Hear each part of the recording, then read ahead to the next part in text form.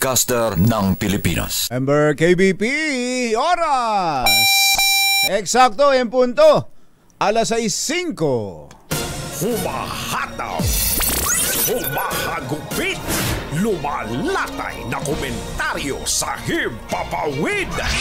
2 por 2. Walang takot sa paghimay sa masalimuot na isyu ng bayan. 2 por 2. Humahataw na mga balita at impormasyon. 2 por 2. Ating damhin, ating lasapin ang hagupit na 2 por 2.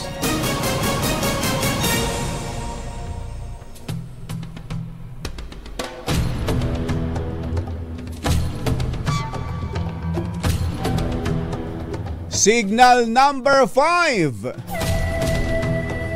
Opo, tama po ang inyong narinig. Signal number 5 na ngayon ang bagyong Leon.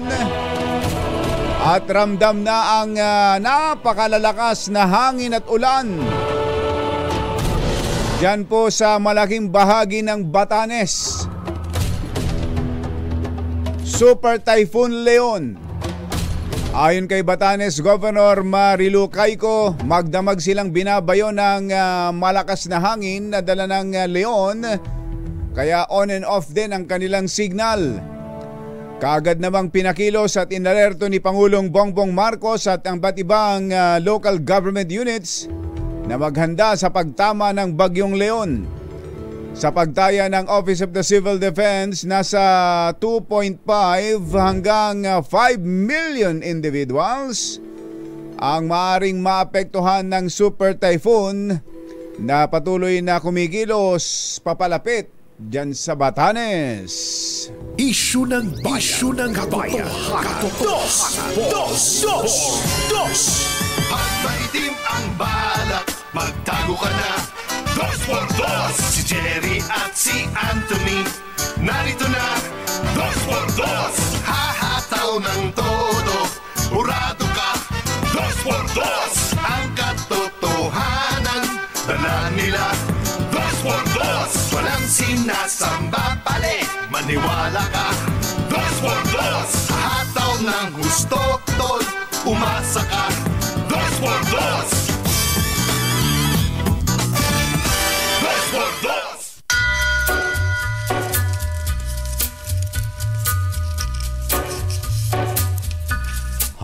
Hi. Take a little walk to the edge of town. Maganda morning. Lamig. Lamig. It's like a bird of doom. Magandang umaga, bayan! Ito po si Jerry Baha. Red line Humahabol si Anthony Taberna. in the humming Muli pong sumasa inyo ang 2 por 2 sa umagang ito ng square Friday! Yuhuu! across the stack. Kamusta kayo mga textmates, mga text partners, mga kapamilya, kapuso, kapatid, kabarkada, mga kapitbahay? In a dusty black cold with Meron bang sapat na paghahanda para sa signal number 5? Meron bang preparasyon para sa ganitong kalakas na delubyo? you in. Magtanong nga tayo, kuha tayo ng update mula sa Pag-asa na kaagad. Alamin natin ang sitwasyon dyan sa Batanes at kung nasaan na ang Super Typhoon Leon na ngayon ay meron ng signal number 5. Si Ka Benny Stareha nasa linya natin. Ka Benny, magandang morning! Good morning po, Ka Jerry. Meron tayong update regarding kay Bagyong Leon. As of 4 in the morning, ay nasa 100 kilometers na lamang po ito east-northeast ng bayan ng Itbayat sa Batanes. Naglaya maximum sustained winds ng 195 kilometers per hour. Malapit din sa kanyang mata at may gustiness hanggang 240 kilometers per hour. At kumikilos pa rin pahilagang kanluran sa bilis na 20 kilometers per hour. Inaasahang pinakamalapit pa rin sa Batanes ngayong umaga ang sentro ng bagyo at inaasahang kikilos po patungo dito sa may southeastern Taiwan. Mamayang hapon po, posibleng maglandfall doon at lalabas sa kabilang banda ng Taiwan sa kaliwa pagsapit po ng gabi hanggang sa makalabas ng Philippine Area of Responsibility later this evening hanggang bukas ng madaling araw.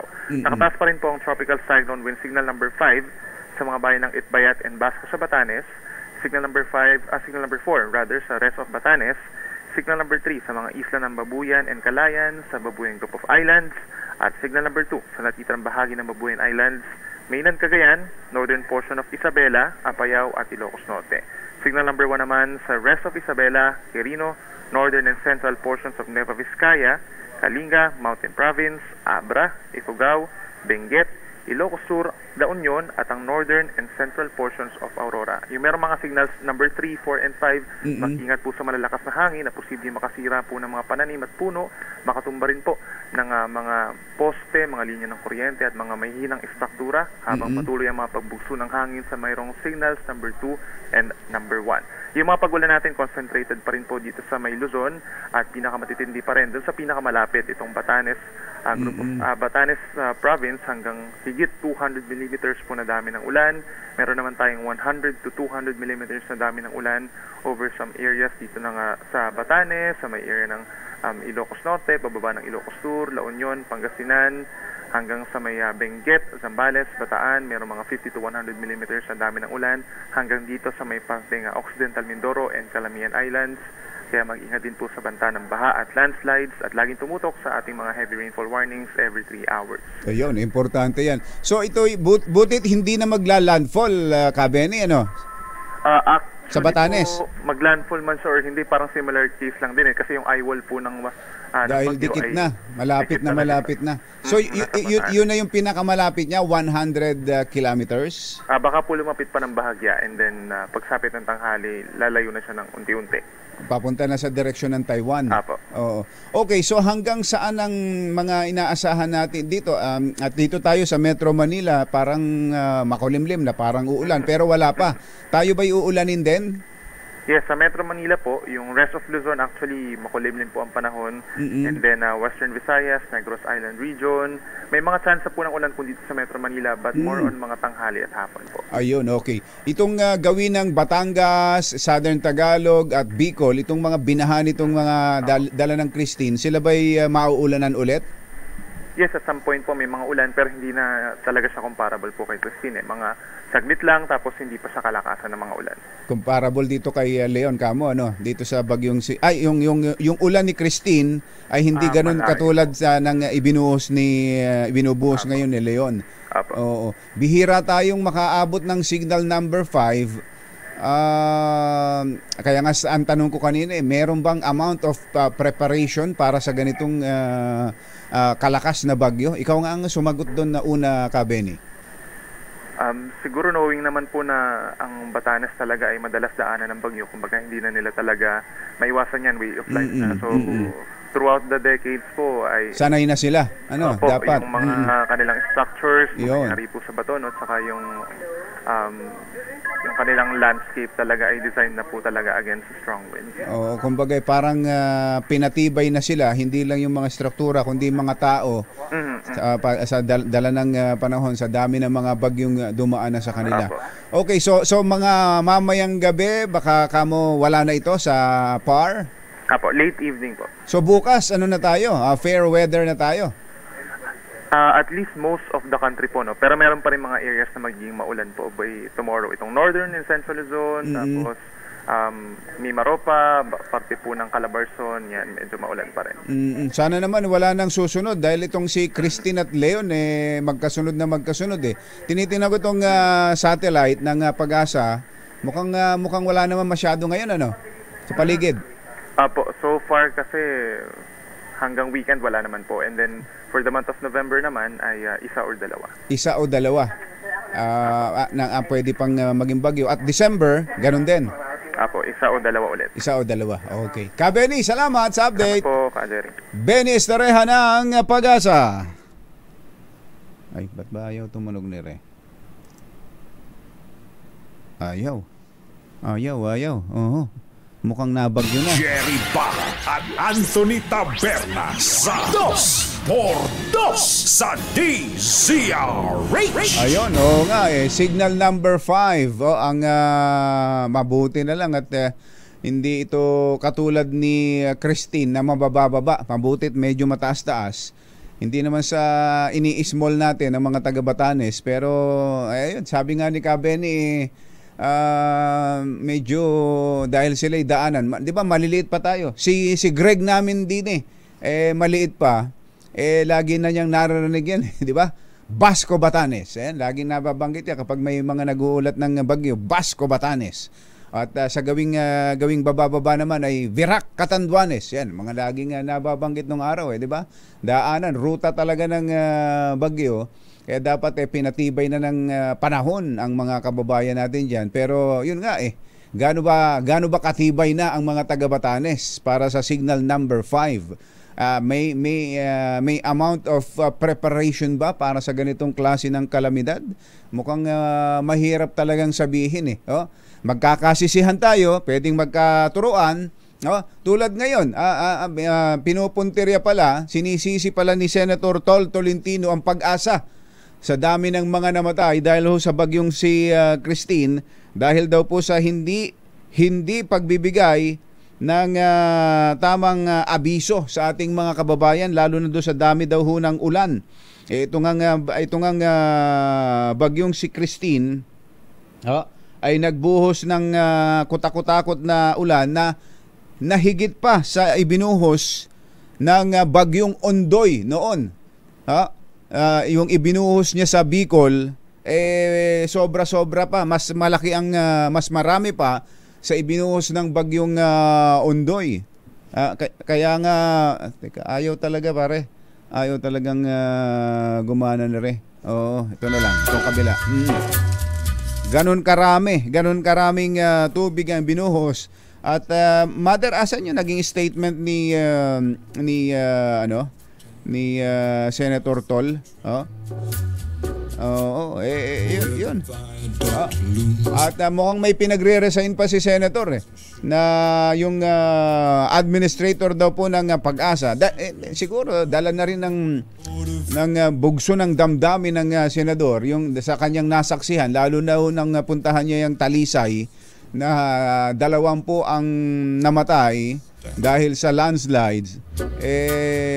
Kulang daw sa kabila ng mga dagdag na pondong kanila nang inallocate dyan sa Pag-asa, bakit hindi pa rin nakapagbibigay ng accurate na mga information ng Pag-asa. Mamaya pasagutin nga natin ang administrator mismo ng Pag-asa. Sila ba'y kulang pa sa kagamitan? Hindi pa ba sapat ang mga bolang kristal dyan? Ano bang mga gamit ang kailangan nila? Bilhin na natin ang bilhin para tayo nakapagbibigay ng kaya lang tulad nun, landslide. Sino ba kailangang palikasin, alisin ang lahat ng tao sa mga landslide prone areas. Ganon ang gagawin natin. Kapag ang isang komunidad ay nasa dalisdis ng bundok, nasa gilid ng bundok, at ang lupa doon ay hindi ganon katatag, palilikasin ba natin? Ililipat, bubunutin ba natin yung mga bahay na yon? Ayun, yun ang sitwasyon ho natin. At ito pong ganitong sitwasyon, ito hindi lang ho ito sa Pilipinas. Hindi lang ang ganitong mga dilubyo nangyayari, pati ho sa Europa. Alam mo ba, Yuel, na dyan pala sa inyo, sa Valencia, Spain, ang dami hong namatay sa Valencia, Spain. Nasa 70, mahigit 70 na ang patay dahil din sa ganito. Ito 72. 72 ang patay diyan sa Spain dahil din sa mga pagbaha. May malakas din palang bagyong nanalasa diyan sa Espanya. At ito'y kakaiba hindi ho pangkaraniwan ito. Ang mga European nations ay hindi gaanong masyadong dinadaanan ng ganito kalalakas na bagyo.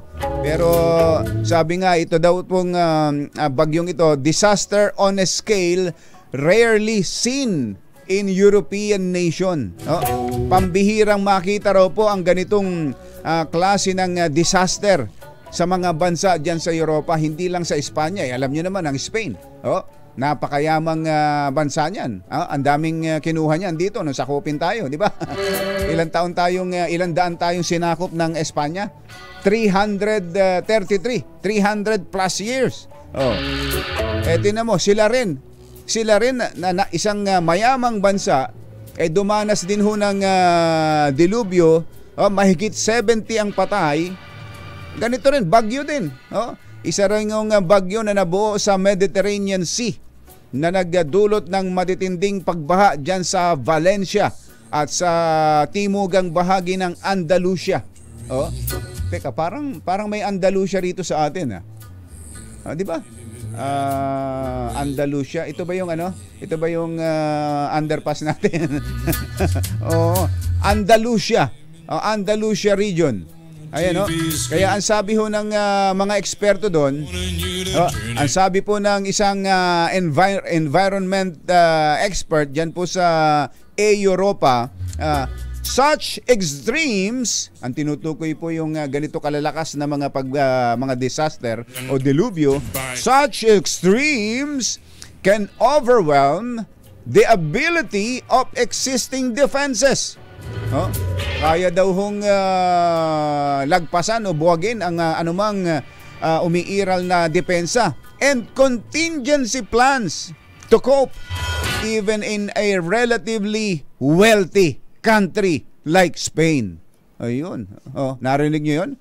Narinig niyo ba 'yon, mga magulang at mga mahal na taga-subaybay? Kahit ano daw pong paghahanda, kahit ano daw pong depensa, kahit anong contingency, mababaliwala sa ganitong klase ng mga dilubyo. Kahit sa malalaki at mayayamang bansa tulad ng Espanya. Gaano na lang ang Pilipinas. Kaya wag masyadong magdaramdam ang mga Pilipino pag tayo'y dumaranas ng ganito dahil hindi dahil sa tayo'y mahirap. Hindi dahil sa mga flood control na mga hindi ginastusan o hindi ginawa o palpak na mga flood control. Kundi iba na ho talaga ang panahon ngayon, dala ng climate change. Jerry Bach at Anthony Taberna sa 2x2 sa DZRH. Oras mo natin, Mr. Jalom Tang. Alas 6:22 ng umaga, ACS Balita. Susunod na. Nako, partner, ang pagkahirap. Ang maaasahan, ACS Balita. Walang makakaligtas, walang makakalampas.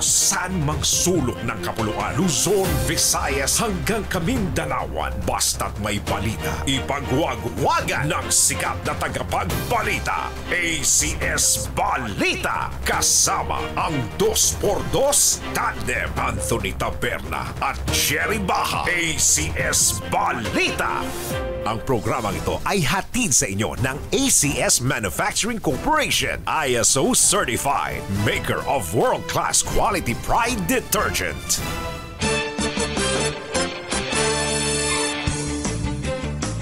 Araw ng Huwebes at 31 ng Oktubre 2024. Narito na po ang ulo ng ating ACS Balita.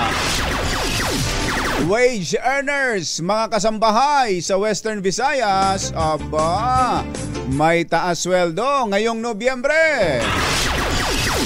26 na Pinoy pasok sa World's Top 2% Scientists ng Stanford University. Halos 100 ambulansya ipinamahagi ng PCSO sa mga local government units. Utang ng Pilipinas lumobo sa halos 16 na trilyong piso. Pilipinas, panglima sa mga bansang may mataas na kaso ng TB o tuberculosis. Pangulong Bongbong Marcos personal na binati ng happy birthday ang leader ng Iglesia ni Cristo na si Ka Eduardo Manalo. Magandang umaga Luzon, Visayas, Mindanao. Good morning Philippines. Hello world. Sa pangalan po ni Anthony Taberna, ito po si Jerry Baha. At ito ang ACS Balita. Sa atin muna ACS Good News. Talagang good news ito. Mayong buntag kaninyong tanan, mga Bisaya, mata na mabutiha. Gising na ba kayo? Bago pa nga aga, mga kasangkayan, mga kabugtuan, mata na kamo. At ano pa ba? Maayong aga, mga pinalangga, bugtaw na kamo. Ayan. Tataas na ang sahod ng mga manggagawa sa pribadong sektor sa Western Visayas Region simula sa November 17. Ito po ang inanunsyo ng DOLE matapos na aprobahan ng Western Visayas Regional Wage Board ang 33 hanggang 40 pesos kada araw na dagdag sa sahod sa rehiyon.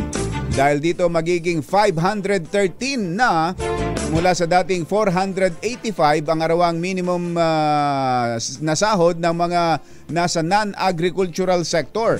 Habang ang mga agricultural workers naman ay makatatanggap na ng 480 mula sa 440 pesos na sahod kada araw. Ayun. Samantala, ang mga manggagawa naman sa mga negosyong may 10 manggagawa o mas kaunti ay tatanggap ng 35 pesos na dagdag sahod. Ibig sabihin, magiging 485 per day ang sahod ng mga ito mula sa dating 450 at ang mga agricultural workers naman ay makakakuha ng 40 pesos na aumento sa sahod. Ito ho yung ang mga empleyado ay 10 pababa. Ayan.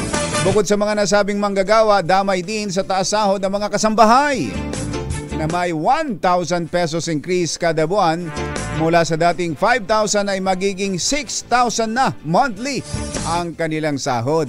Yan po ay inulit natin dyan po sa Western Visayas. Sa Western Visayas Region.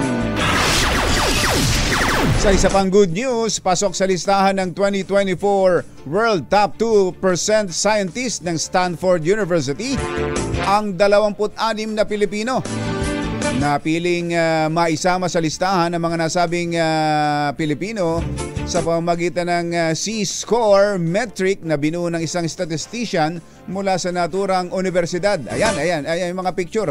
Ayan, masdan yung mabuti. Kabilang sa mga Pilipino, ayan ang listahan. Kabilang sa mga Pilipino scientists na kasama sa listahan ay sina National Scientist Carmencita Padilla at Benvenido Juliano,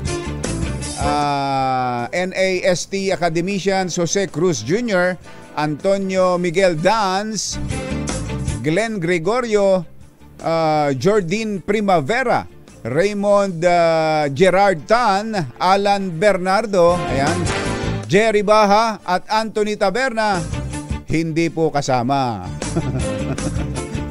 Baka hanapin nyo pa nililinaw lang natin. Alas 6:31 ang ating oras. Naimbag na bigat kada kayo amin na po. Wag rin kayong gising na. Diyan sa Ilocos Region, inuulan din kayo dyan dahil naman sa bagyong Leon. Nanawagan po si Pangulong Bongbong Marcos sa mga local government units na ingatan ang mga ipinamahaging 70 ambulansya ng Philippine Charity Sweepstakes Office o PCSO. Ayon sa Pangulo, sinisikap ng pambansang pamahalaan na mabigyan ng ambulansya ang lahat ng LGUs. Hindi na rin anya dapat na isipin kung saan mapupunta ang mga ambulansya at isang tabi ang politika dahil mahalaga ito para sa pagseserbisyo sa mga pasyente. Sa ating mga chief executives, sa ating mga LGU heads, alagaan ninyo, patagalin ninyo. Matibay naman itong mga ito, basta't alagaan natin na mabuti. Ang maganda rito sa pagpili namin itong modelong ito, madaming pyesa ito, madaling ayusin. Kahit saan makakahanap kayo, kahit sinong mekaniko kayang ayusin itong mga emergency vehicle na ito at kahit saan madali makakuha ng pyesa. Ayun. Ano bang brand nun? Yung kahit sa sari-sari store makakabili ka ng pyesa. Hindi katulad nung kailan ba yung biniling walang kailan ba yon? May mga biniling service sa PNP yata yon. Wala nang service station dito. Wala ring mabiling pyesa.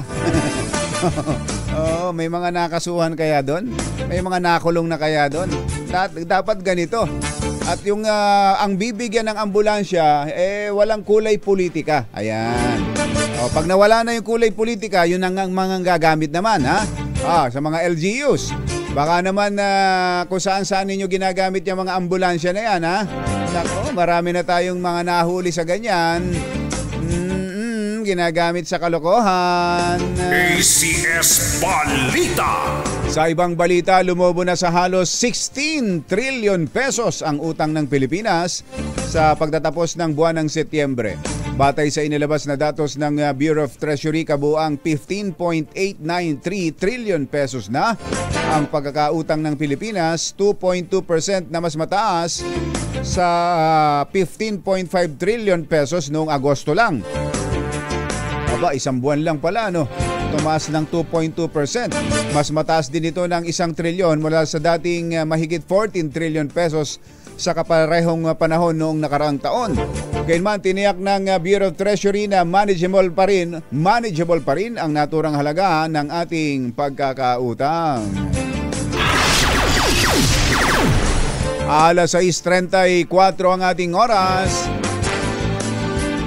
Diyos maray na aga sa Indogabos, mga Bicolano. Mata na kamo, gising na. Kumusta ba kayo dyan? Nasa top 5 pa rin ang Pilipinas sa listahan ng mga bansang may mataas na kaso ng TB o tuberculosis. Sa datos ng World Health Organization, 739,000 na mga Pilipino ang tinamaan ng TB noong 2023 at 37,000 sa mga ito ay nasawi sa parehong taon. Naku, ba't nga ba ito ho'y meron ng mga gamot at bakuna dito, di ba? Ilan din sa mga Pilipinong may TB ang infected din ng Human Immunodeficiency Virus o HIV. Kasama ang Pilipinas sa listahan ng mga bansang may mataas na kaso ng naturang sakit kasama ng Pilipinas sa mga bansang may mataas na kaso ng TB ay ang Indonesia, India, China at Pakistan. Alas 6:36 ang ating oras. Buenos dias con todos mga Chabacano. Gising na ba kayo? Ngayon po ay October 31, birthday ni Ka Eduardo. Sir, ayan na. Ka Eduardo Manalo, ang Executive Minister ng Iglesia ni Cristo. Muli po ang aming pagbati. At ang aming dalangin ay ang mas marami pang taon ng mas malakas at mas matagumpay na pamumuno sa iglesia. At syempre, yung good health, mas magandang kalusugan para tuloy-tuloy ang paglilingkod sa Panginoon Diyos. At dahil dyan, personal na binati ni Pangulong Bongbong Marcos, ang Executive Minister ng Iglesia ni Cristo, na si Ka Eduardo Manalo bago ito magdiwang ng 69th birthday ngayong araw. Ipinabot ng Pangulo kay Ka Eduardo ang kanyang pasasalamat at paghanga sa dedikasyon nito sa pamumuno at paggabay sa Iglesia ni Cristo. Dalangin din ng Pangulo na biyayaan pa ng lakas at karunungan ang religious leader upang patuloy na makapaglingkod. Kasamang bumisita ng Pangulong BBM kay Ka Eduardo ay sina First Lady Liza Araneta Marcos at ang anak na si Congressman Sandro Marcos. Susunod! Tito Boy! Ayan na, tingnan mo nga naman. Asa na ba si Kumbatsero, Mother? Traffic pa rin? Wala nang traffic, ha? Dadahilan yung traffic sa Commonwealth. Wala naman ngayon, ha? Alamin natin ang tugon ng Pag-asa. Ang sagot ng Pag-asa dun sa banat ni Senator Tol Tolentino na ang sabi ho ni Senator Tol, dismayado siya sa Pag-asa at hiniling pang na mag-resign yung administrator. Naiwasan daw sana ang ganitong trahedya tulad ng nangyari dyan sa Barangay Sampaloc, Talisay, Batangas kung nakapagbigay lang ng malinaw at detalyadong report ang Pag-asa. Ayan. Hindi nga ba ito nagawa ng Pag-asa? Yan ang sasagutin sa pagpapatuloy ng CS Balita. Nga pala ang ating Malakas promo. Asan ulit? nawala yung sulat natin dyan. Nasaan daw ba? Si Sherwin ay nag-iikot dyan sa may Grace Park, Caloocan. Sa may Grace Park, Caloocan. Kaya lakasan na ninyo ang inyong mga radyo at telebisyon. Baka kayo ang swertehin dito sa Pasko Panalo. Pamimigay ng limpak-limpak na salapi, groceries at payong ni Sherwin Alfaro. Alas 7:39 ang ating oras. This time check is brought to you by ACS Manufacturing Corporation. Walang balitang makakaligtas, walang balitang makakalampas, saan mang sulok ng kapuluan. ACS Balita! ACS Balita! Ang programang ito ay hatid sa inyo ng ACS Manufacturing Corporation, ISO Certified, maker ng world-class quality Pride detergent. Hi! Maganda morning! Ano bang araw today, mga kumbatsero? Sabay-sabay tayo. Today is Laundry Day, Pride Day! Yuhuu! At pag Laundry Day, Pride Day, all you need is Pride washing machine detergent. May triple stain away formula kaya tanggalang makapit, matikit, malupit na dumit man siya, kaya easy ang labada. Kaya pala mula noon hanggang ngayon, all you need is Pride. All you need is Pride. ACS. Kasama ang 2x2 tandem Anthony Taberna at Jerry Baha. ACS Balita. Nakasalalay ang plano at aksyon ng gobyerno at LGUs sa accurate weather data na magmumula sa Pag-asa. Bahagi daw po ng sinabi ni Senator Tol Tolentino, bahagi ng kanyang birada laban sa Pag-asa. Magtanong nga tayo at kausapin natin ang mismong administrator ng Pag-asa, si Administrator Nathaniel Servando. Nasa linya natin. Administrator, magandang morning. Si Ka Jerry po ito.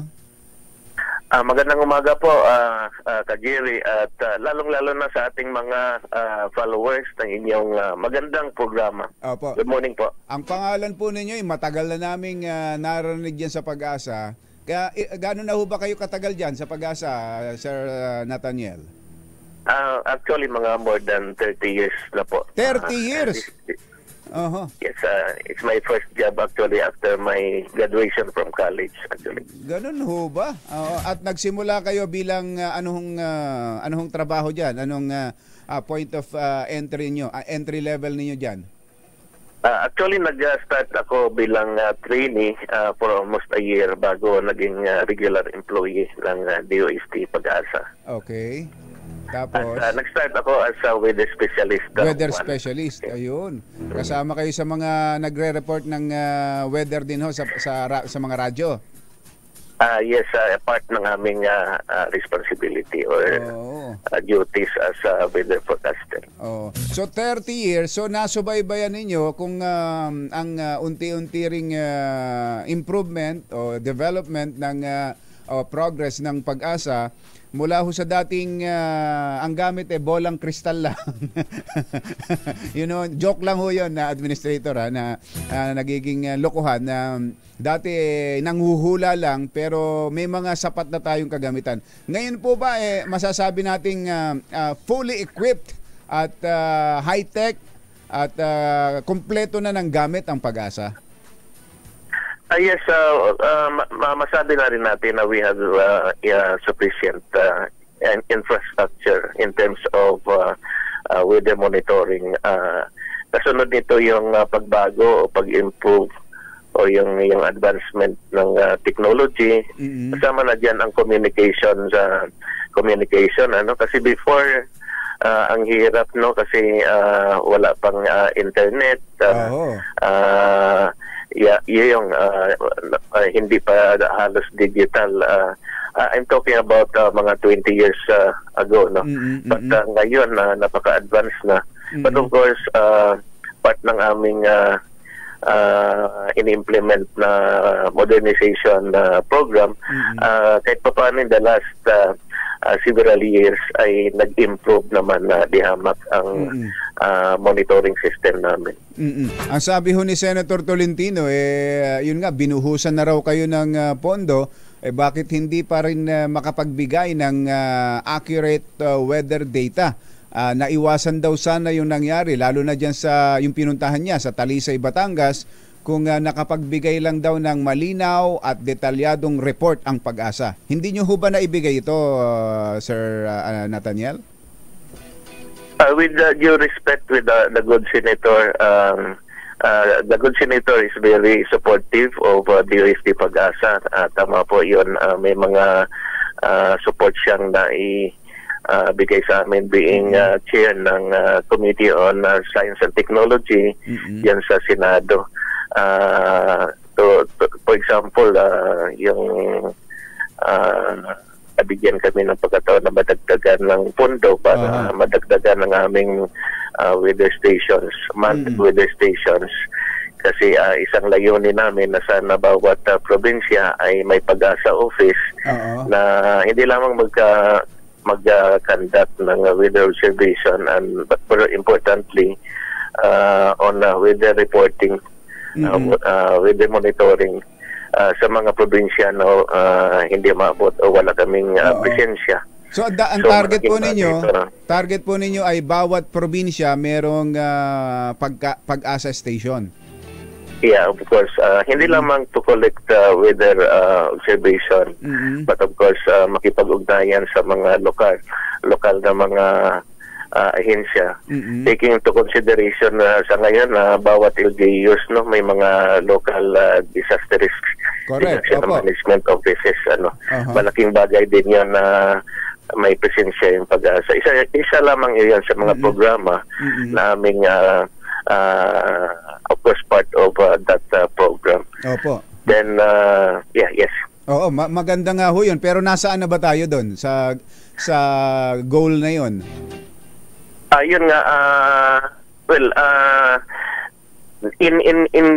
currently actually we are implementing isang program na napunduhan po ni Senator Tolentino, yung 10 station actually ang aming in-implement ngayon. So madagdagan ito sa number of Pag-asa stations. 10 stations ngayon meron ang buong ang Pag-asa sa buong Pilipinas. Sa Pilipinas, we have already 82. 82. There are actually 3 types of weather stations. Una yung tinatawag naming synoptic stations. Ito yung 24-hour in operation na weather station man. Kadalasan ito ay kung hindi man sa airport station, sa mga yung bawat probinsya. And then pangalawa, ito yung agromix station. Mostly ito ay napaloob sa mga various issues, state universities and colleges. Yes, particularly may mga programa silang tungkol sa agriculture kasi ang weather parameters ay napakahalaga for agricultural research. And then pangatlo, ito yung automated, ito yung unmanned. Ito ay in-install namin in different strategic areas, particularly yung hindi maabot o mahirap abutin like mga bulubundukin lugar. Tama po yun. So kahit na walang tao, ito ay nakapag-transmit ng data. So we have already 82 weather stations, manned stations ito. Mga ilan pa ang kailangan na para... About 200 automated stations. So mga funding ang kailangan na talaga dito, Administrator, So kayo ba'y may panawagan na for additional funding for next year? Tama-tama at budget season ngayon. Yeah, actually, may kami, may proposed budget na in fact. Isang meeting na lang, of course, tapos lang yung budget process. Kasi, nasa November na po tayo. So, almost ang budget naman ng all agencies ng government ay in place na. In place na, opo. Mga ilang percent po na-increase ang hinihingi ninyo, additional? Actually, malaking sa katunayan po na we are very grateful to the government in general dahil very supportive naman po ang ating pamahalaan sa Pag-asa, sa DOST Pag-asa. Nagkaroon naman kami ng increase for next year, particularly na sa mga capital expenditures. Well, for example, nanguna na dyan yung, may isa kaming Doppler radar kasi na nasira ng malakas na lindol doon sa Mindanao. Ang hinatuan na Doppler radar.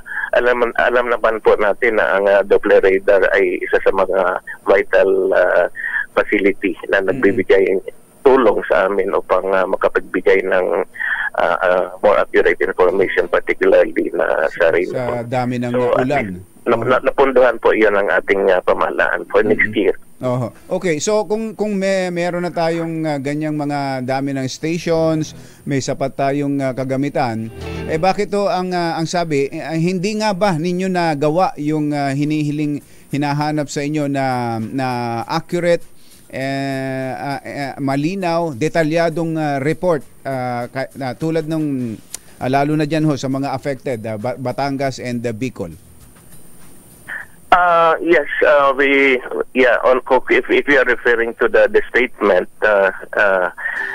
ng ating butihing senador, actually we respect his statement, his comment. Kami naman being in the public service, we're open to comments. We treat or view these comments constructively upang tingnan kung kami po ay nagkulang or saan ba na kami nagkulang para mapaigting palalo ang aming serbisyo.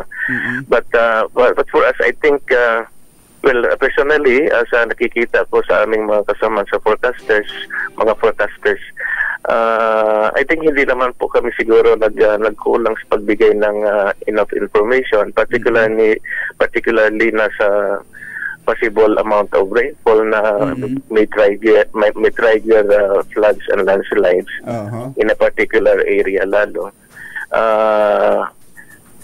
Anyway, ang kuwan naman kasi po ang susceptibility ng isang area to landslides and floods ay being done by other agencies, hindi lamang Pag-asa, kagaya na po ang MGB.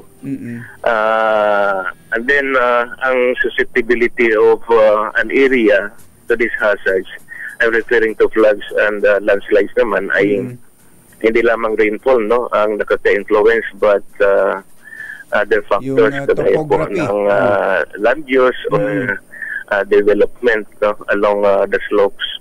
So maraming factors, Yes. Of course. Ang kalagayan ng ating mga kabundukan, kung may mga developments in the area, particularly along the slopes or area na posibleng apektuhan ng landslides at baha. Maraming pwedeng maging dahilan, pwedeng maging factors bukod sa dami ng ulan, yung sitwasyon sa lugar. Hindi lang dun sa kung nakapagbigay ka nga ng accurate weather data, pero yung sitwasyon naman doon sa area ay iba, talagang mangyayari ang disaster. Administrator, good luck po sa inyo at mukhang sabi nyo mukhang supportive naman sa inyo si Senator Tol Tolentino, at sana nga tuloy-tuloy na mapondohan pa kung ano ang iba pang mga pangangailangan ng Pag-asa. Thank you po. Kagiri, maraming salamat sa pagkataon na ito. I want to take this opportunity dahil ang ating ibang mga kababayan, lalong-lalo na sa may extreme northern Luzon, Batanes in particular, ay binabayo pa ng napakalakas na bagyong si Leon. In fact, nakataas ang signal number 5 sa may northern part ng Batanes, particular na ang Itbayat at Basco, at signal number 4 naman sa nalabing bahagi ng Batanes. So I'll take this opportunity na muli payuhan ng ating mga kababayan na dobling mag-ingat at habang nandiyan pa ang epekto ng bagyong Leon. Opo. Thank you, Administrator. Salamat po. Ingat po kayo. Thank you, Kajeri and muli magandang umaga sa ating lahat. Pag-asa Administrator Nathaniel Servando. ACS Balita. Naghatid ng kabuuan ng ating ACS Balita. Ito po si Jerry Baha. Kasama ang 2x2 tandem Anthony Taberna at Jerry Baha. ACS Balita. Balitang makatotohanan. Balitang maaasahan. ACS Balita. Ang programang ito ay hatid sa inyo ng ACS Manufacturing Corporation, ISO Certified, maker ng world-class quality pride detergent. Wangto! Kaya kung maitim ang balak, magtago ka na! Anthony Taberna, Jerry Baha, 2x2. 2x2. Yun ang ibinibida ko sa inyo kanina na nangyari dyan sa Spain, dyan sa Valencia, Spain, kung saan mahigit 70 ang namatay dahil sa mga pagbaha. Yun dahil di sa bagyo, isang malakas na bagyo na nabuo dyan sa Mediterranean Sea, nagbuhos ng napakaraming tubig dyan sa Valencia and Andalusia region ng Spain. Kaya yung nakikita natin dito sa atin na lumulutang na sasakyan, inaanod, na nalubog, ganun din. Nagkapatong-patong nga yung mga sasakyan dun . Yun po pala, sa record nila ay 491 millimeters of rain just in 8 hours. Naranasan po dyan sa Spain na nagdulot ng ganung laking pinsala at napakaraming namatay. Yun pala isang taong ulan na sa kanila, katumbas. Isang taong ulan na. Yung sa atin, yung Christine, 500 plus. 500, natanda mo yung exact, Yuel? 521 yata yun.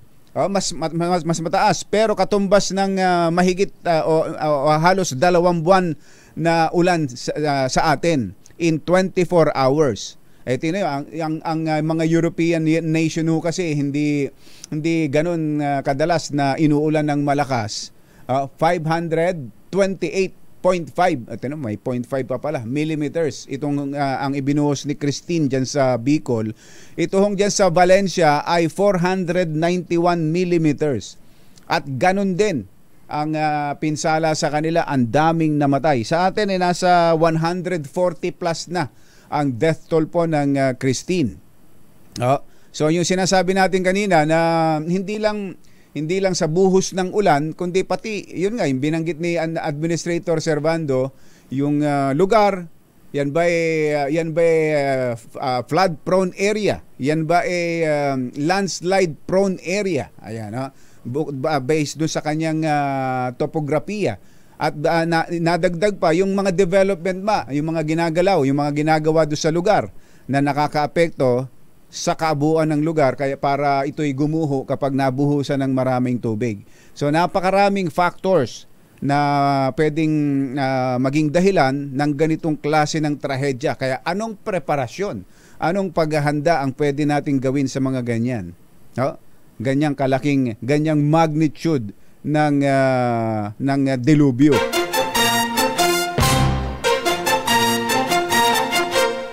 Katonying at Ka-Jerry, Anthony Taberna, Jerry Baha, ang samahang pinatibay na ng panahon. 2x2.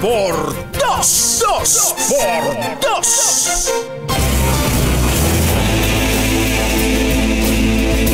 Speaking of preparations, ano bang paghahanda ang ginagawa ng PNP ngayon? Para ngayong sandamakmak ang nag-uuwian para sa undas, mahaba-habang holiday, itong long weekend natin. Si PNP spokesperson, Brigadier General Jane Fajardo nasa linya natin. General Jane, magandang morning. Si Ka-Jerry po ito. Magandang umaga po, Ka-Jerry, at sa lahat po ng taga-subaybay sa inyong programa. Magandang umaga po. Kumusta po monitoring ninyo? Dagsana ho ba ang mga biyahe papuntan sa mga kanilang sa mga probinsya at sa mga sementeryo? Unti-unti na rin pong dumadami, Ka Jerry, yung mga kababayan natin na nagbabiyahe para maiwasan yung bulto ng biyahero dahil ngayong araw po, lalo na pagka nagdeklara po ng half day na yun, na inaasahan po natin na dodoble ang magbabiyahe po mamayang hapon po. May declaration ho ba ng half day? Meron na po, sir. Meron na po. Ay, ganun pala. Naunahan nyo ako, General. O baka naman sa PNP lang yon. Nagdeklara na po Ka Jerry yun po nung isang araw pa po na joke lang. October 31 po, sir. Opo. Okay, so anong preparation ng PNP para dito sa event na ito, General? Naka-deploy na po Ka Jerry yung ating mga police personnel. Nung back test pa lamang po ay nag-declare na po tayo ng heightened alert, particularly doon sa ating mga area police commands at pati doon sa ating mga regional offices to make sure na meron po tayong sapat na bilang ng mga PNP personnel na madideploy sa ating mga, hindi lamang po sa sementeryo, pati na rin po doon sa ating mga major transportation hubs at syempre doon sa mga major thoroughfares po natin. Marami ho ang pabiyahe ng Bicol. Sa bagay, okay na, no? Bukas naman na yung Maharlika Highway. Ano ho bang report sa inyo ng Regional Director ng Bicol? Kahit paano po, Ka Jerry, ay medyo lumuwag na po yung daan patungo nga po sa Bicol. Hindi unlike ng mga nakaraang araw po, even po yung mga pulisana natin na madedeploy sa Bicol ay medyo naantala yung pagdating nila. But ngayon naman po ay tumutulong na po yung ating highway patrol sa pagmamanage po ng traffic dyan po sa mga medyo nadaan patungo po ng Bicol. Umabot pa nga ng 30 kilometers nitong nakaraan. So yung mga bus ho na biyahe ngayon dyan, dahil nag-resume na yung biyahe ng bus, hindi na ho mata-traffic ng ganun kahaba.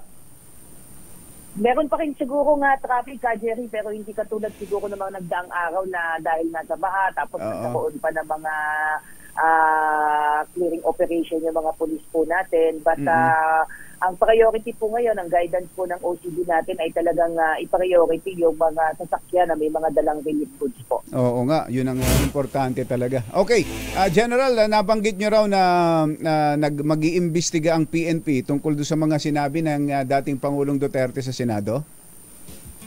Yes po, dahil hindi naman po na natin po pwedeng ipagwalang bahala po itong mga naririnig po natin ng mga bagong information na both in the Senate, in the Congress po. Kaya nag-utos na rin po yung ating PNP na i-extract po yung mga records ng mga unsolved cases po.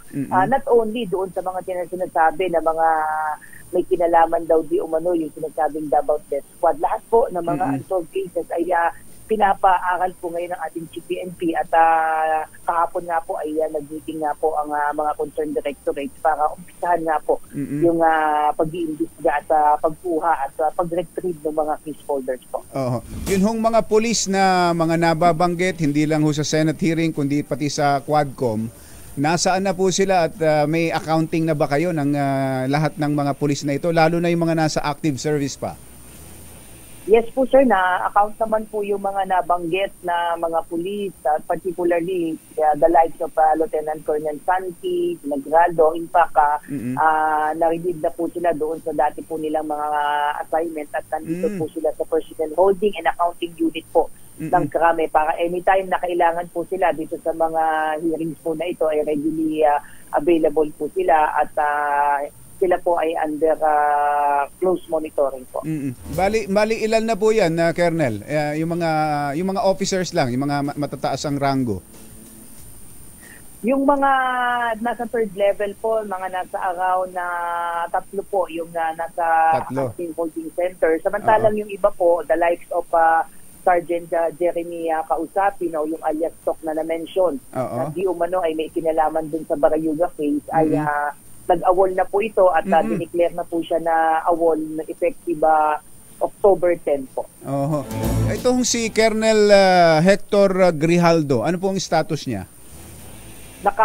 Kasama po siya sir doon sa nirelieve po at ngayon po ay nasa Personnel Holding and Accounting Unit po ng PNP. Doon pala sa House, nabanggit lang siya ni Colonel Garma dahil hindi naman siya ini-implicate pero siya yung chief ng Mandaluyong Police nung time na mapatay si General Barayuga.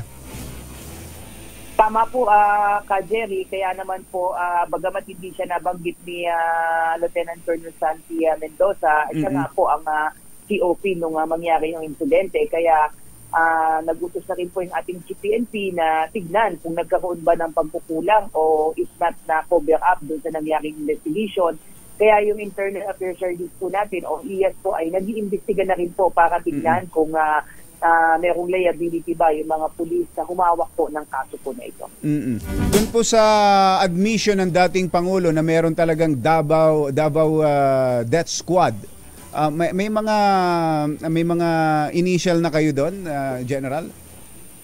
Ay, gagawin po nating mga basihan at siyempre yung mga testimonies ng mga narinig po natin. Kaya sabi ko nga po kanina, Ka Jerry, ay may utos na po yung ating PNP para i-retrieve yung mga cold cases relating doon sa mga unsolved cases. Not only dito nga po sa sinasabing may kaugnayan sa Davao Death Squad, but definitely kailangan po natin ng iba pang mga information. So kakausapin natin yung mga biktima kung sila pa ay makakausap po natin. At syempre, magre-rely tayo kung itong mga kaso ba na ito ay anong naging aksyon ng mga investigating unit na humawak po ng kaso. Ng mga napaulat na di umano ay ang may kinalaman ay itong Davao Death.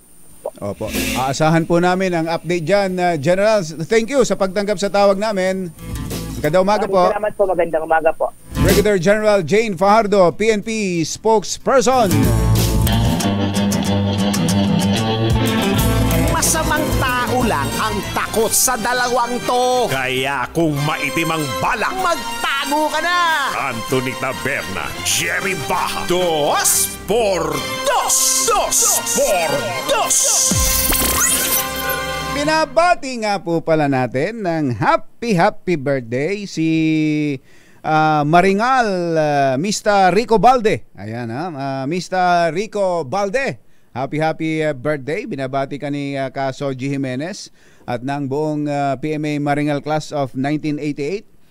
Palagay ko balde-balding spaghetti ang iniredy ni Mr. Rico Balde. Ayan, at si Gerald James Brillantes ay nagpapaabot din ng pagbati sa kanyang kapatid at kaibigan Vivar Barceliano. Happy birthday at congratulations din daw kay for their long deserving promotion. Police Brigadier General Marlo Alzate and Police Brigadier General Edwin Quilates from Batang San Miguel. Ito nga pala, yung binabasa ko, si retired General James Brillantes.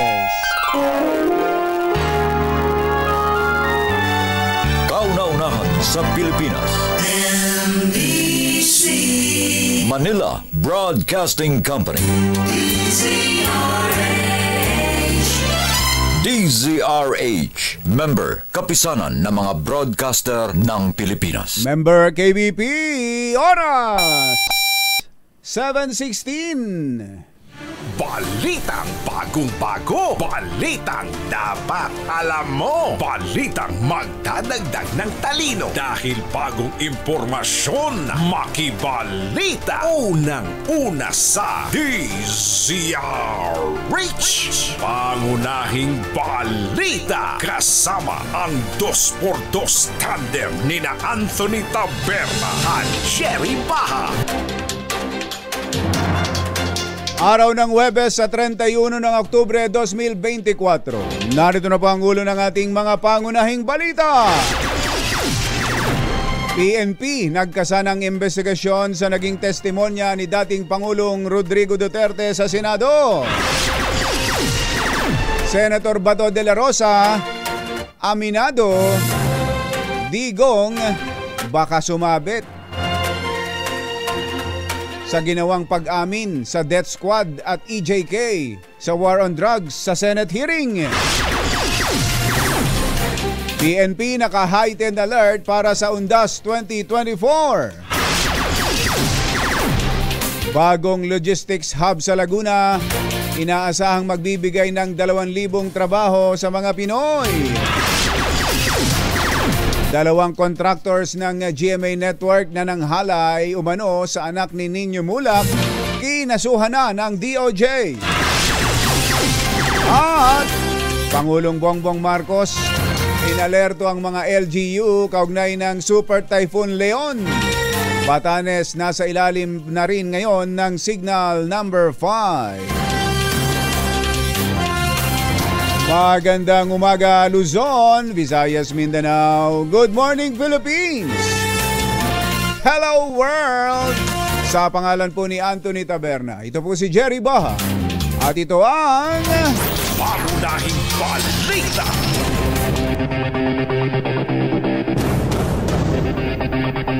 Update muna tayo sa bagyong Leon, Super Typhoon Leon.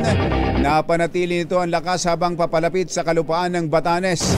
Sa pinakahuling bulletin ng Pag-asa, namataan ang sentro ng bagyong Leon sa layong 100 kilometro, hilagang silangan ng Itbayat, Batanes.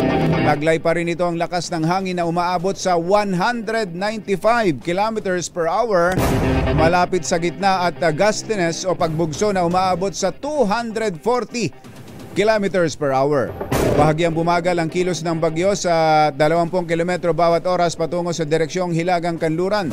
Ayon sa Pag-asa, inaasahan ang pinakamalapit na lokasyon o posisyon ng bagyo sa kalupaan ng Batanes sa susunod na 3 oras, pero bumaba na rin ang posibilidad na ito'y maglandfall. Nakataas ang Signal Number 5 sa eastern portion ng Batanes.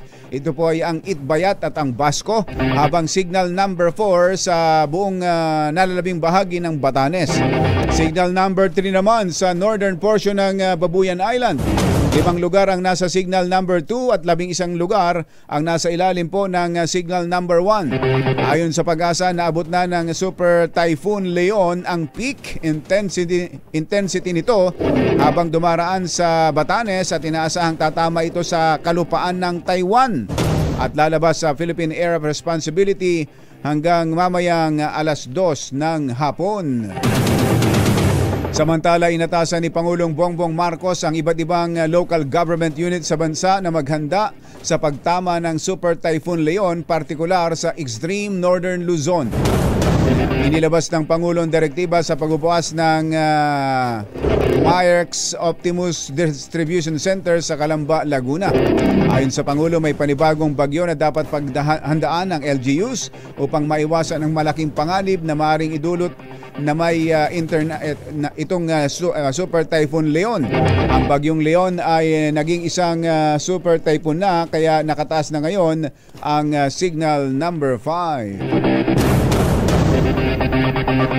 Alas 7:21 ang ating oras. Teka, mamigay nga muna tayo ng pera para sa Pasko Panalo promo. Panalo ang Pasko sa Teaser H. Dahil sa Pasko Panalo, mas malakas promo. Puntahan na natin ang location ng ating roving team. Namamasko po.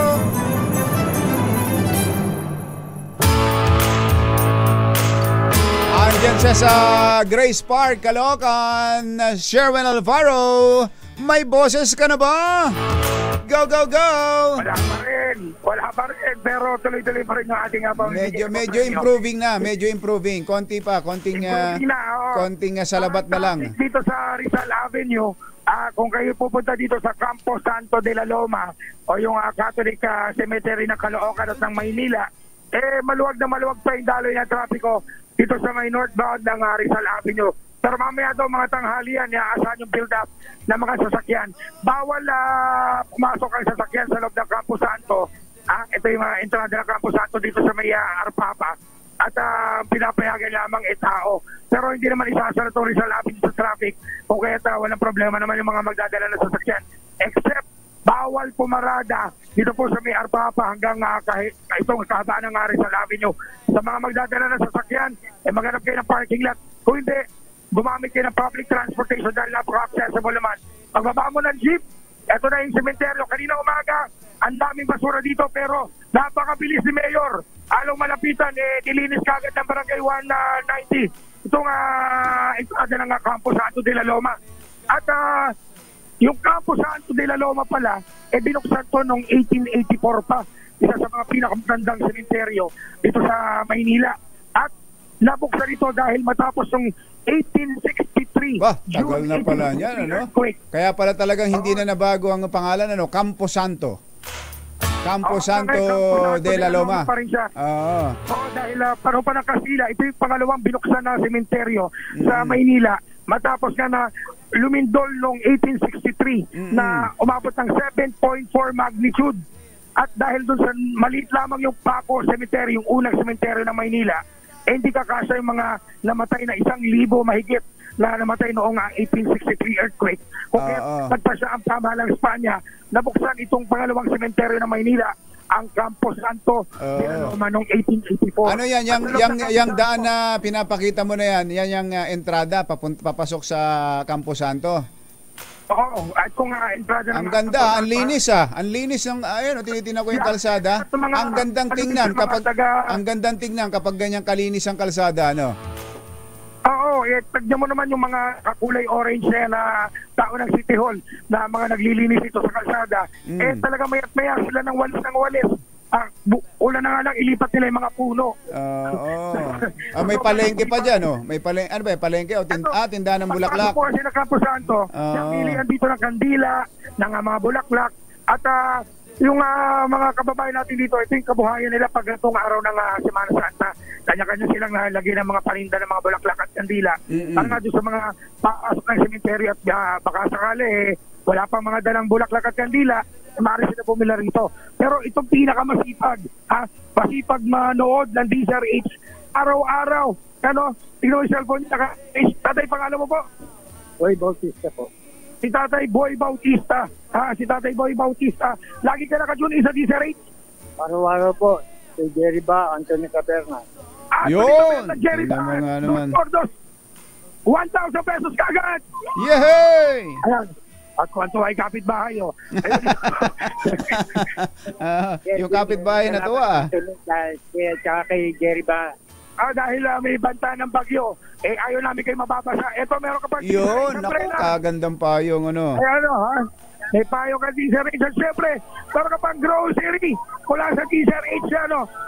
Yan na nasa reusable na timbayan. Maraming salamat po sa DZRH, kay Jerry Ba, kay Anthony Taberna at kay Sherwin. Maraming salamat din sa palagi niyong pagtutok. At naway, maging maayos at payapa yung pagbisita natin mga kababayan sa kanilang mga mahal sa buhay ngayong undas. So, live pa rin dito sa Campo Santo de la Loma, dito sa Grace Park, Caloocan, RH number 6, Sherwin Bata Alfaro, DZRH, una sa Pilipinas, una sa Pilipino. Yehey! Thank you, Sherwin! Magbabalik pa rin ang ating mga pangunahing balita. At syempre, ang kawing-kawing nagsasalimbay ang report ng mga RH reporters natin. Kukumustahin natin ang mga sementeryo at syempre yung mga istasyon ng bus. Gaano na ba karami ang mga biyaheng pauwi ng kani-kanilang mga probinsya. Sandali po lamang, 7:26 ang ating oras. Ang balitang ito ay hatid sa inyo ng Nuclear Medicine Unit ng Makati. Mga nangunguna at mga bagong balita sa DZRH. Pangunahing balita. Oras, Kapopoy, 7:31. Tuloy ang mga pangunahing balita. Nasa 2,000 Pinoy ang mabibigyan ng trabaho ng bagong bukas na logistics hub sa Calamba, Laguna. Ito ang inihayag ni Pangulong Bongbong Marcos sa pagbubukas ng Mayor's Optimus Distribution Center sa Calamba. Ayon sa Pangulo, halos kalahati sa inaasahang trabaho ay magmumula sa mga indirect employment ng mga vendors, service providers, truckers at iba pa. Inaasahan ng Pangulo na mapapaunlad nito ang ekonomiya ng Southern Luzon, partikular na sa Bicol at Calabarzon, kasama na ang Metro Manila. Kinasuhan na ng Department of Justice ng rape at acts of lasciviousness ang dalawang independent contractors ng GMA Network kaugnay ng reklamo ni Sandro Mulak. Isang count ng rape through sexual assault at 2 counts ng acts of lasciviousness ang isinampa laban kina Jojo Nones at Richard Cruz sa Pasay Regional Trial Court. Ang paghaharap ng kasong kriminal kina Nones at Cruz ay matapos na makita ng sapat na ebidensya ang reklamo ng anak ng aktor na si Nino Mulak. Batay sa 20 pahinang resolusyon ng DOJ Panel of Prosecutors, may nakitang basihan para makasuhan ng ang 2 akusado ng sexual assault at acts of lasciviousness. Samantala, mahigit sa 27,000 pulis ang ipinakalat upang magbantay sa iba't ibang lugar sa Pilipinas kaugnay ng paggunita ng undas. Ayon kay Secretary John Vic Remulla ng DILG, layo nito na mapaigting ang police visibility, magbigay ng seguridad at umalalay sa mga taong mangangailangan ng assistance sa mga pagbisita sa mga sementeryo.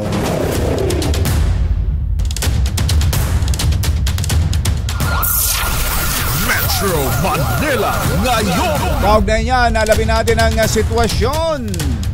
Unahin natin ang mga bibiyahe. Kumusta ba ang mga bus terminal dyan sa EDSA Cubao? Andun si RH5, Val Gonzales. Come in, Val! Jerry, fully booked na ang mga malalayong mga biyahe dito sa halos lahat ng mga terminal ng bus dito sa kahabaan ng EDSA dito sa Cubao, Quezon City. Itong sitwasyon ngayong umaga, Jerry, isang araw bago ang undas dito sa aming kinaroroonan dito sa 5-star bus terminal ay fully booked na ang mga biyaheng patungo ng lalawigan ng Cagayan at maging ng Isabela. Gayon pa man, sabi nitong si Ginoong Reyla Javier, ang terminal master ng 5-star bus, mayroon namang mga extra trip na i-dispatch para i-accommodate ang mga pasahero na papunta sa nabanggit na mga lalawigan. May baka malakas-lakas pa ulan doon, Val. Tuloy ba biyahe? Tuloy, walang suspension ng biyahe, Jerry. At may mga bus unit pa nga silang idinagdag o inihanda para dun sa inaasang dagsa ng mga pasahero ngayong araw. Ganito rin na, Jerry, yung sitwasyon sa iba pang mga bus station gaya ng Victory Liner. Sabi ng dispatcher ng Victory Liner na si Jayron Season, fully book na yung lahat ng mga panghapon na biyahe mula ngayong araw hanggang bukas ng umaga. Pero huwag mag-alala yung mga bibiyahe dahil mayroong extra trip na nakahanda para sa malaking bulto ng mga pasahero. Sa mga iba pang biyahe ay kaya-kaya niyang i-cater, lalo na yung mga biyahe na patungo ng Central Luzon hanggang dyan sa lalawigan ng Pangasinan. Kapansin-pansin, Jerry, yung malaking bulto ng bilang ng mga tauhan ng Quezon City Police District dito sa mga terminal ng bus at nakalatag na yung mga police assistance desk sa bawat sa halos lahat ng mga terminal ng bus dito sa kaban ng EDSA. Ayos ang formation ng mga QCPD cops dyan makita lamang ninyo itong mga tricycle unit at maging yung SWAT ay nandito sa may pinaka-entrada mismo nitong terminal ng bus, particular na dito sa may 5-star bus. At ngayong pinapasiklaban tayo ng bagong QCPD director, si si Police Colonel Melesio Buslig Jr. Buslig, si Colonel Buslig, yung dating deputy. Siya na ang umupo ngayon. Siya na yung umupo ngayon at mahigit 4,000, Jerry, yung bilang ng Quezon City Police District na i-deploy hindi lamang ngayong araw na ito na magsisimula na yung dagsa ng ating mga kababayan na magsisiuwi ng mga probinsya, kundi hanggang 4 na ng Nobyembre yung nakauwi na yung ating mga kababayan dahil yung mga sementeryo at iba pang mga vital installations dito sa Quezon City ay kailangang pantayan para matiyak yung kaligtasan ng publiko. Baka mamayang after lunch lalong dumami yung pasahero dyan, lalo pat half day ang government offices na, di ba? Nako, sinabi mo pa, Jerry, kausap ko na kanina itong si Ginoong Reyla Javier, yung terminal master nitong 5-star bus. Ang kanyang binabanggit sa kanilang pagtaya, pagsapit ng alas 12 at 1:00 hanggang hapon na ay magdadagsan at mapupuno na dito sa lugar na aking kinaroroonan ng mga pasaherong magsisiuwi sa iba't ibang mga probinsya. So ulitin natin, kahit na may typhoon signal dyan sa Northern Luzon, tuloy yung ang biyahe, tuloy ang biyahe ng bus. Tuloy ang mga biyahe ng bus at ang LTFRB, ang LTO at DOTR ay wala pa namang inilalabas na suspensyon ng biyahe doon sa mga lugar na dadaanan o posibleng daanan ng bagyong Silion. Idagdag ko na rin, Jerry, alauna ngayong hapon o ngayong mga dakong tanghali ay magsasagawa naman ng inspeksyon, pangungunahan nitong si PNP Chief Police General Romel Francisco Martil at itong si QCPD Director Police Colonel Melesio Buslig Jr. ang isasagawang inspeksyon dito sa mga terminal ng bus dito sa EDSA Cubao, Quezon City para tiyakin sa publiko na handa ang PNP na magbantay para sa kaligtasan ngayong araw ng undas. Ako para sa Ligtas Undas 2024. Ako si Val Gonzales, DZRH, una sa Pilipinas, una sa Pilipino. Nanibago si Baldo sa radyo niya kasi. Yan, ang ganda. Ayos yung radio transceiver natin. Aha. Malinaw. Metro Manila ngayon. Ang inireport ni Val ay biyahing norte. Tingnan natin ang iba pang mga biyahe naman sa Southern Philippines. Diyan sa PTEX. Alamin natin ang sitwasyon doon. RH15, Giselle Recaport. Come in, Giselle! Fully book na rin yung ilang biyahe dito sa Parañaque Integrated Terminal Exchange ngayong bisperas ng araw ng mga patay. Kabilang dito yung biyaheng Iriga, Naga at Iriga, Buhi. Partikular ang mga babiyahe mamayang 6:45 p.m., 8:45 p.m. at 9 p.m. Patuloy namang dumadagsa dito yung mga uuwi sa kanilang mga lalawigan kung saan kagabi pumalo na yan sa mahigit 22 o 122,000 yung mga mananakay at 200,000 naman yung inaasahan ngayong araw. Bantay sarado na itong terminal ng mga tauhan ng PNP, Philippine Coast Guard at augmentation forces mula sa iba't iba pang ahensya ng pamahalaan. Para naman matiyak ang kaligtasan ng mga pasahero, sumalang ang 73 bus driver sa random drug testing at 3 sa kanilang nagpositibo, kaya kinumpiska muna yung kanilang mga lisensya. Ayon kay PITX spokesperson Jason Salvador, oras na magpositibo pa sila sa confirmatory test ay suspensyon naman ng mga lisensya yung kanilang mga parusa. Pakinggan natin ang bahagi ng ating mga panayam sa ilang mananakay. Wait ako ng chance na yung dito tulong sa kanya ko. Kasi mga fully book na po ang mga biyahe. Yeah. Oo. Ano na ako?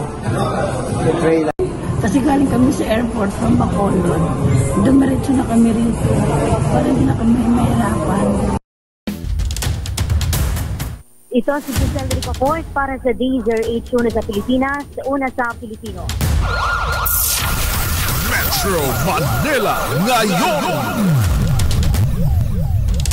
Thank you, Giselle. Alas 7:41 ang ating oras.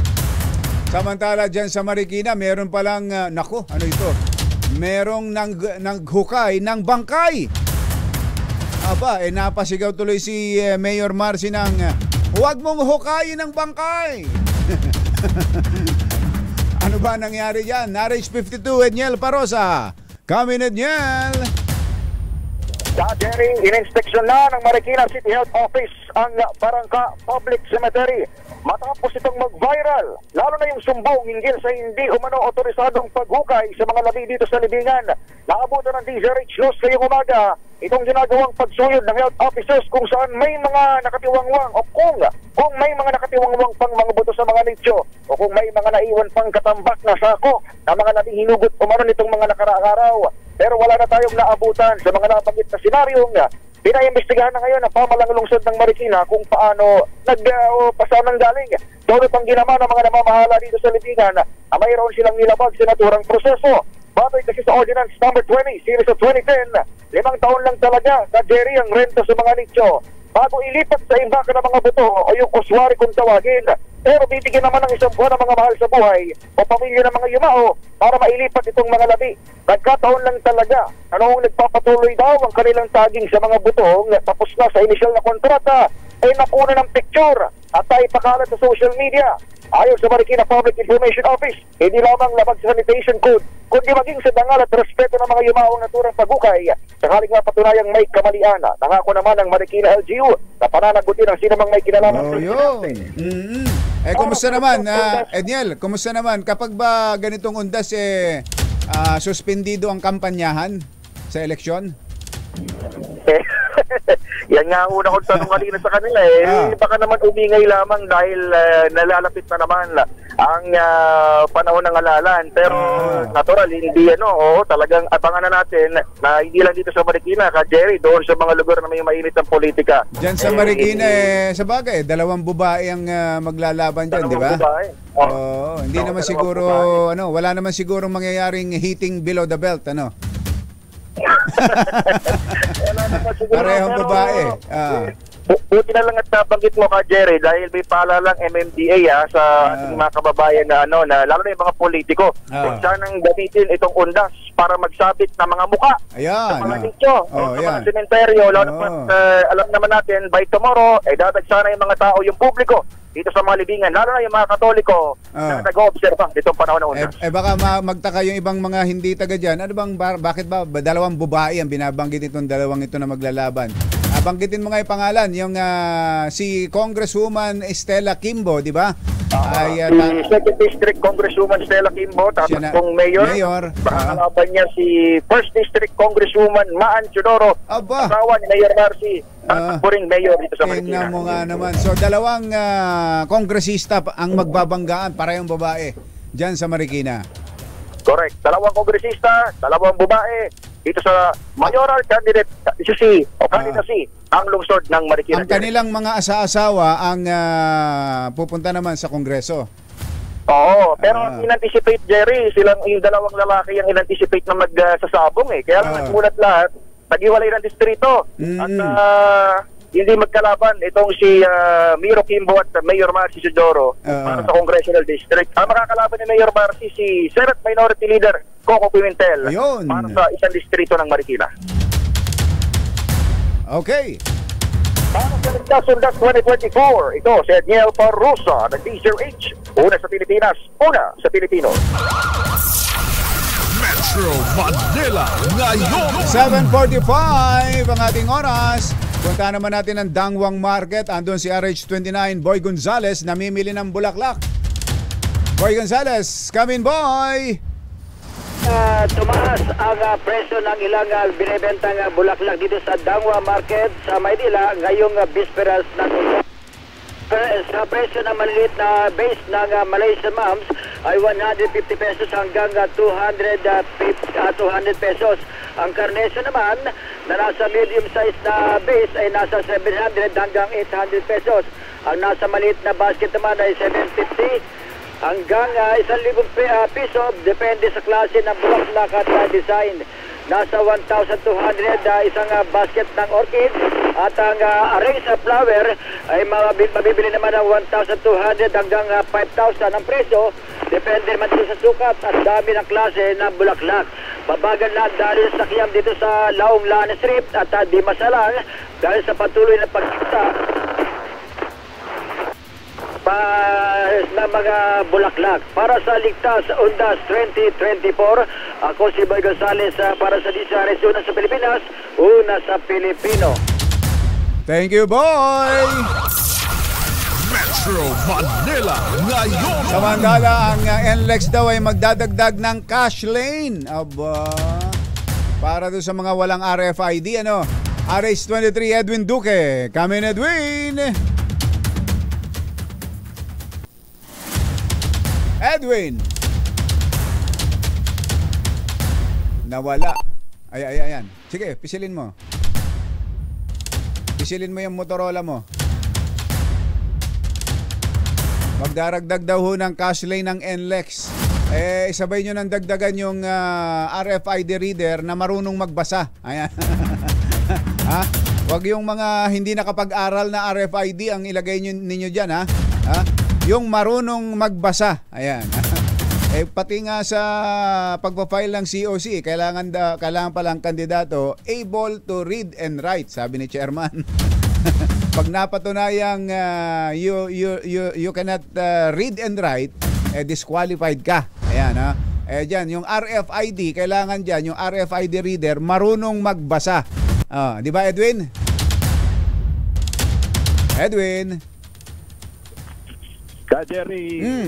Jerry, sa panayam ng DSRH dito kay Ginoong Ruben Ignacio, ang spokesperson ng North Luzon Expressway, nag-deploy na sila ng umigit kumulang sa 1,005 tauhan.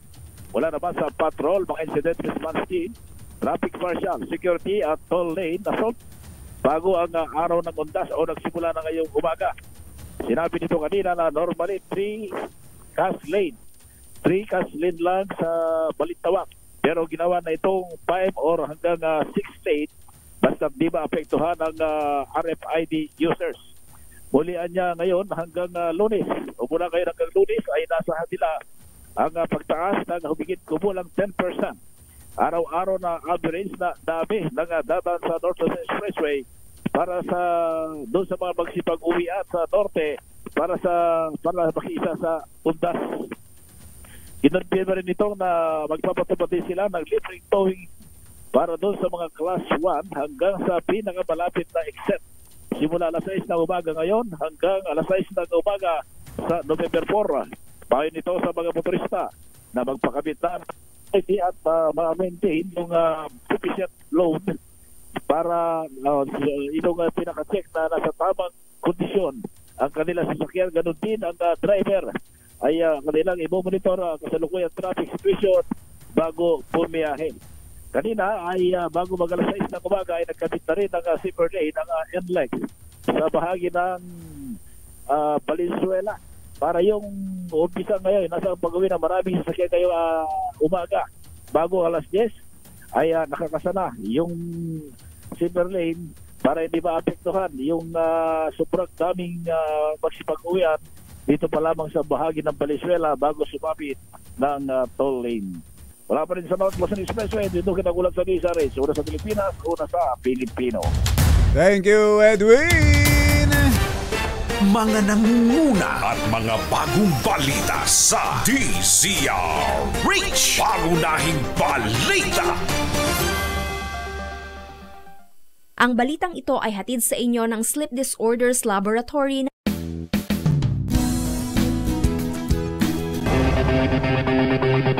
Aminado si Senator Ronald Bato de la Rosa na pwedeng magamit laban kay dating Pangulong Rodrigo Duterte ang ginawa niyang pag-amin sa pagdinig ng Senate Blue Ribbon Committee. Ayon kay de la Rosa, naka-under oath kasi ang dating Pangulo at depende na lang sa kanya kung didepensahan niya ang kanyang sarili sa posibleng mga kasong isampa. Pag-amin pa ng senador, hindi naman nila masabihan si Duterte dahil sa natural sa kanya ang ganong pagsasalita at kahit pasabihan, ito ay ganon na talaga ang ugali ng dating Pangulo. Samantala, naipadala na ni dating Senador Antonio Trillanes sa International Criminal Court ang kopya ng transcript ng isinagawang pagdinig ng Senado hinggil sa Duterte War on Drugs. Ito ang siniwalat ng dating senador sa pamamagitan ng kanyang ex-account. Ayon kay Trillanes, naipadala na rin niya ang transcript ng investigasyon ng House Quadcom at lahat ay natanggap na ng ICC. Ayun. Pero linawin lang natin, hindi ho ito mga official transcript ng Senado at ng Kongreso. Maring ang ginawa ni Senator Trillanes ay nirecord niya yung hearing at ipinatranscribe. Dahil ang House ayaw hong magbigay ng hindi raw sila magbibigay ng report sa ICC. Samantalang ang Senado, okay kay Senator Coco, okay din kay Senator Risa, pero yun ay kailangan pang pagdebatehan sa Senado. Yung pagbibigay ng official transcript ng Senate hearing. Ayun, maliwanag. Pangunahing balita sa showbiz. Magandang dilag. Eto na ang ating showbiz legend. May balita tungkol kay sino raw ba itong actress na kahit bagong panganak ay sexy pa rin. Aba, ayan ang mga hinahanap ni Lakay, ni Mayor Lakay Deo Macarma. Yung bang bagong panganak hindi halatang nanganak? Meron pa nun? Sabi ni Kumbatsero kapag daw nanganak na, malaki ang balakang. Pag daw malaki ang balakang, nanganak na o parang nanganak na. Ganun ba? Ano kaya sikreto? Ihatid sa atin ating showbiz legend, Marley Alinio. Magandang morning, Marley! Magandang morning, Luzon, Visayas at Mindanao. Nako, pinagpala talaga itong si Ellen Adarna dahil kapanganganak lang. Pero mukhang hindi nanganak. Talaga? Mukhang umiri lang. Oo. Dati-dati ay medyo mataba ang mukha nito. Nawala rin, umimpis din. At ang kanyang son, impis na impis din. Mukha siyang hindi nanganak. Hot mama pa rin siya ngayon. Natiyak iinggitan siya ng mga kababaihang tulad niya kung ano ang kanyang ginawa. Bakit kapanganganak lang niya sa kanyang babaeng panganay, siyempre panganay niya, lalaki, pero may babae rin siya ngayon, ay bakit ganun ang kanyang ginawa? Ba't ganun na nangyari? Ang sexy niya pa rin, pwede pa rin siyang bumalik sa pag-artista. And speaking of pagbabalik sa mga artista, mariin sinabi nitong si Ellen Adarna na hindi na siya muli pang mag-aartista. Kontento at masaya siya sa buhay nila ng kanyang asawang si Derek Aram. Magpapaka-misis na lang siya. Yes. No? Sa kanyang pagiging wife at mother ng ilan na ba anak niya? Dalawa na bale, si Baby Ilyas at si Baby M. Ayun. Yan ang ating DZRH Showbiz Status News. Ako po ang inyong RH47 para sa DZRH. Una sa Pilipinas, una sa Pilipino. Babu! Sabi ni mother namin din may mga babae raw na kapag nanganak lalo pang gumaganda. Ayun. Ganon ka ba? Ayun! Ay, Mr. Jalom Tang, magandang morning. Kumusta ba mga may pasok ba dyan sa Intercon Diagnostic Laboratory? Ang half day po ay government. Depende na ho sa private, sa mga pribadong kumpanya. Tayo, mother, half day din tayo. Half day tayo, no? Walang maiiwan. Depende na ho sa mga kumpanya kung magde-declare ng half day. Government po ang half day sa araw na ito para makauwi sa kanilang probinsya. Ingat-ingat po, ha? Ay, Kapopoy, ingat-ingat, ha? Kapopoy. Oy, si Popoy Tarok. Nangungumbida ho at siya ay magbe-birthday daw po sa Lunes. Siya po ay nangungumbida sa Quezon City, ha? Kung wala daw kayong lakad sa mga kaibigan, kakilala ni Popoy Tarok. Ang birthday daw po niya ay sa Lunes, November 4. Ay, magka-birthday kayo ni Mabel. Ano? Si Mabel Arrive. Ayan. Happy birthday. Advance happy birthday. Ingat-ingat mga kababayan. Bye! Happy weekend! Woo! Damdaming bayan. Susunod na. Oh yeah! Life goes on long after the thrill of living is gone. This time check is brought